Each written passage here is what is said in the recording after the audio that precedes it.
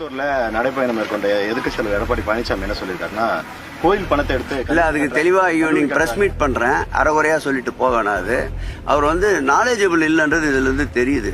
வாய் புளிச்சதோ மாங்காய் புளிச்சதோன்னு போறாரு. தெளிவான விளக்கமான ஒரு பிரஸ் மீட் நாளைக்கு பண்றேன். வரலாறு இல்ல வரலாறு தெரியாதவர் இல்ல கண்ணு உறுத்துது வரலாறு தெரியாதவர் வரலாற்றை அறியாதவர்.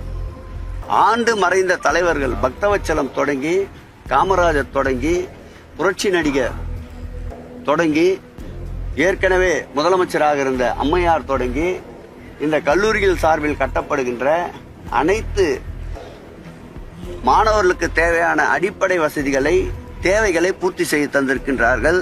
அறகுறையாக விமர்சனம் செய்யக்கூடாது. முழுமையாக ஒரு தெளிவான பத்திரிகையாளர் சந்திப்பை மாண்புமிகு முதல்வர் உத்தரவை பெற்று நடத்த இருக்கின்றோம்.